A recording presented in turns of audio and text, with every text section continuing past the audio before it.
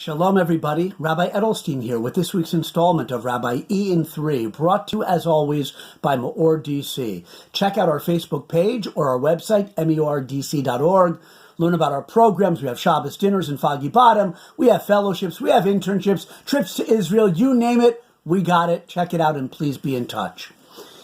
You know, I'm certain that after tonight's video, in a few minutes, I'm going to have second thoughts probably about something or other, either the topic in the Torah portion I chose to share with you, or the way I spoke or misspoke, doubts, anxieties, second guessing, second thoughts.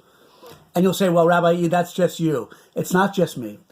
It's human nature, and it's in this week's Torah portion in a most incredible, awesome way, how truthfully the Torah zeroes in on this aspect of human nature, of human beings to second guess themselves, even when a decision is really objectively correct.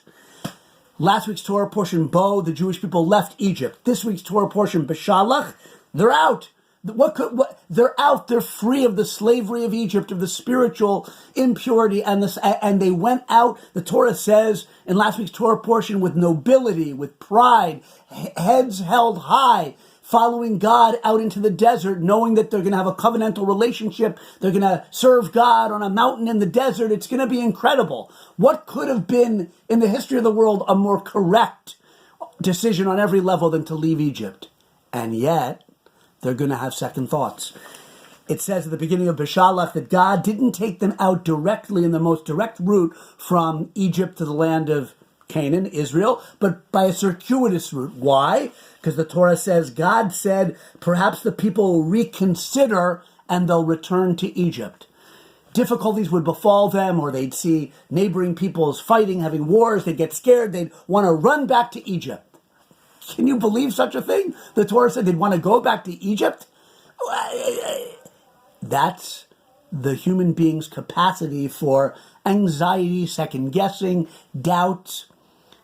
And later on the portion happens again, because they go and there's the showdown at the Sea of Reeds, at the Red Sea. The Egyptian armies pursue them. God splits the sea. We know that's also in this week's Torah portion. And they cross over and the Egyptian army is destroyed. And that's the final goodbye to the Egyptian army. And 3 days later, they're complaining to Moshe. And then after that, there are more complaints. How can they see God's hand so clearly and then a few days later be doubting it and be complaining?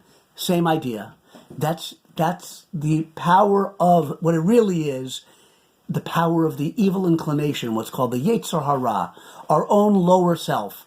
We learn, among other things, from this incredible Torah portion of Beshalach, how vigilant we must be all the time against our own Yetzer Hara, or against our own doubting self-sabotaging voices within us. The Talmud says that every single day the Yetzer Hara, the evil inclination, renews itself. Like the sun rises in the east every day, the Yetzer Hara, so to speak, rises in our breast every day. We have to fight it every day. You have to learn Torah, you have to learn works of Jewish ethics, you have to pray, you have to have introspection, all of those things. And even then, the Talmud says, even that's not enough. You have to have Hashem, God, to help you in our battle with our Yetzer Hara. And we see it right there. Don't have second doubts when you make a good, right decision. Don't have anxieties, but you probably will. But study Torah, pray, and Hashem can help us get through it. Have a great Shabbos.